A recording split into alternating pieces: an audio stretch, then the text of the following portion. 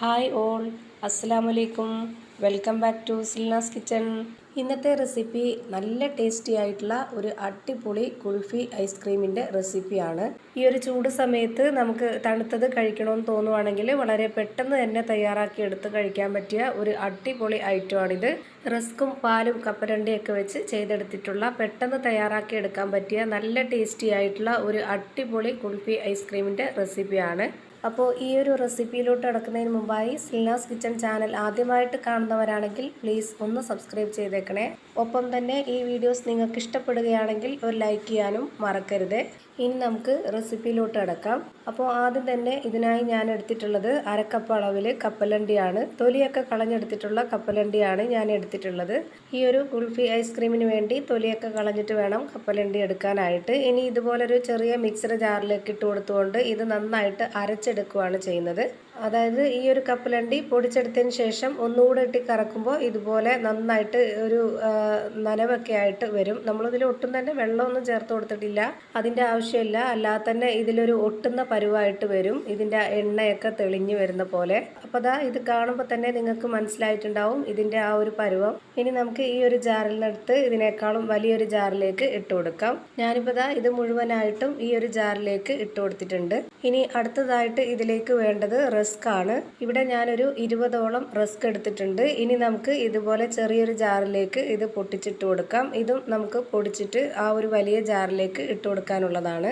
ഈ ഒരു 20 റസ്ക് ആയാലും നമുക്കിത് പൊടിച്ചെടുക്കുമ്പോൾ വളരെ കുറച്ച് മാത്രമേ കാണുള്ളൂ. പക്ഷേങ്കിൽ ഈ ഒരു ചെറിയ ജാറിൽ നമുക്ക് ഒരുപാട് ഇട്ട് കൊടുക്കാൻ പറ്റാത്തതുകൊണ്ട് കുറച്ച് കുറച്ചായിട്ട് ഞാനിപ്പോൾ ഒരു 3 പ്രാവശ്യമായിട്ടാണ് പൊടിച്ചിട്ട് ഈ ഒരു വലിയ ജാറിലേക്ക് ഇട്ട് കൊടുക്കുന്നത്. റസ്കിൽ മാത്രമല്ല, നമുക്ക് വേണമെന്നുണ്ടെങ്കിൽ ബ്രെഡിലും ഇതേപോലെ തന്നെ ചെയ്തെടുക്കാവുന്നതാണ്. ബ്രെഡിൻ്റെ ആ ഒരു സൈഡ് ഭാഗമൊക്കെ കട്ട് ചെയ്ത് കളഞ്ഞതിന് ശേഷം വെള്ള ഭാഗം മാത്രം പൊടിച്ചിട്ട് എടുക്കാവുന്നതാണ്.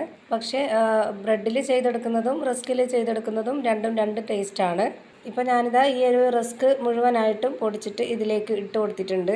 നമ്മളിപ്പോൾ ഇത് കപ്പലണ്ടി പൊടിച്ചിട്ട് കൊടുത്ത അതേ ജാറിൽ തന്നെയാണ് ഈ ഒരു റസ്കും പൊടിച്ചിട്ട് കൊടുത്തിട്ടുള്ളത്. ഇനി ഇതിലേക്ക് ഇട്ട് കൊടുക്കേണ്ടത് പാൽപ്പൊടിയാണ്.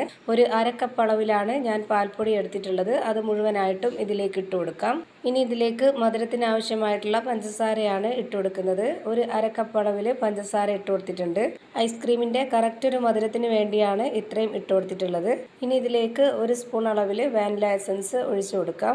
പിന്നെ ഞാൻ ഇതിലേക്ക് ഇട്ട് കൊടുക്കുന്നത് യെല്ലോ ഫുഡ് കളറിൻ്റെ പൗഡറാണ്. ഇത് വേണമെന്നുണ്ടെങ്കിൽ ഇട്ട് കൊടുത്താൽ മതി. ഞാനിപ്പോൾ ഇത് വീഡിയോയ്ക്ക് ഒരു കളറിന് വേണ്ടി മാത്രം ഇട്ട് കൊടുത്തതാണ്.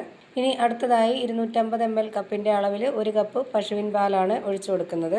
ആദ്യം ഇത്രയും പാല് ഒഴിച്ചു കൊടുത്തതിന് ശേഷം ഇത് നന്നായിട്ട് സ്പൂൺ കൊണ്ടൊന്ന് ഇളക്കി കൊടുക്കാവുന്നതാണ്. ഇല്ലാന്നുണ്ടെങ്കിൽ ഈ ബ്ലേഡിൽ ഈ പൊടിയെല്ലാം കൂടെ ഒട്ടിപ്പിടിക്കും. അപ്പോൾ അരയാനായിട്ട് ബുദ്ധിമുട്ടായിട്ട് വരും. ഇങ്ങനെ ചെയ്തെടുത്തു കഴിഞ്ഞാൽ നമുക്ക് അരയ്ക്കാനായിട്ട് എളുപ്പമായിരിക്കും. ഇപ്പോൾ ഞാനിതാ ഇതുപോലെ നന്നായിട്ട് ഇളക്കി യോജിപ്പിച്ചെടുത്തിട്ടുണ്ട്. ഇനി ഇതിലേക്ക് ഒരു അരക്കപ്പ് അളവിൽ കൂടി പാൽ ഒഴിച്ചു കൊടുക്കുന്നുണ്ട്. ഇത്രയും മതി. ഇനി നമുക്കിത് നന്നായിട്ടൊന്ന് അരച്ചെടുക്കാം. ഒരുപാട് അങ്ങ് ലൂസായി പോവരുത്. കുൽഫി ഐസ്ക്രീം ആയതുകൊണ്ട് തന്നെ കുറച്ച് കട്ടിയിൽ വേണം ഇത് റെഡിയാക്കി എടുക്കാനായിട്ട്.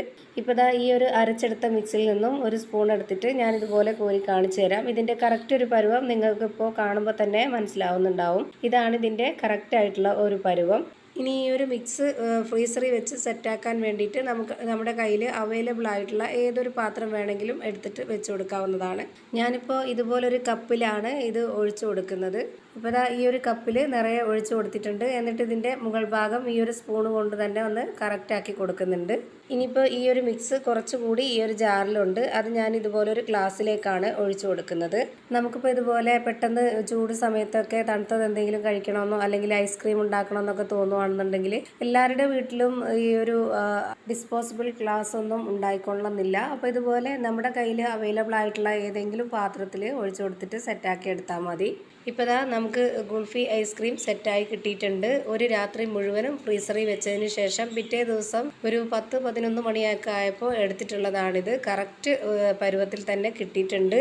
അപ്പോൾ ദാ അടിപൊളി വെറൈറ്റി ടേസ്റ്റി ആയിട്ടുള്ള വളരെ സിമ്പിൾ ആയിട്ടുള്ള ഒരു കുൽഫി ഐസ്ക്രീം റെഡിയായി കിട്ടിയിട്ടുണ്ട്. ഇത് നമ്മുടെ സാധാരണ കുൽഫി ഐസ്ക്രീം പോലെ തന്നെ വെച്ചിരുന്ന് കഴിഞ്ഞാൽ പെട്ടെന്ന് തന്നെ അലിഞ്ഞു പോകും. അപ്പോൾ ഈ ഒരു രീതിയിൽ വളരെ പെട്ടെന്ന് തന്നെ കഴിക്കാൻ നോക്കുക. അപ്പോൾ ഇത്രയേ ഉള്ളൂ ഇന്നത്തെ റെസിപ്പി ഇഷ്ടമായാൽ ലൈക്ക് ചെയ്യാനും കമൻറ്റ് ചെയ്യാനും ഷെയർ ചെയ്യാനും മറക്കരുത്. അതുപോലെ തന്നെ ഞാനിടുന്ന പുതിയ വീഡിയോസ് നോട്ടിഫിക്കേഷനായിട്ട് കിട്ടുന്നതിന് വേണ്ടി സബ്സ്ക്രൈബ് ചെയ്ത് ബെല്ലൈക്കൺ അമർത്തി അതിൽ ഓൾ എന്ന ഓപ്ഷൻ എനേബിൾ ചെയ്ത് കൊടുക്കാനും മറക്കരുത്. പുതിയൊരു വീഡിയോയുമായി വീണ്ടും വരും. Thank you for watching.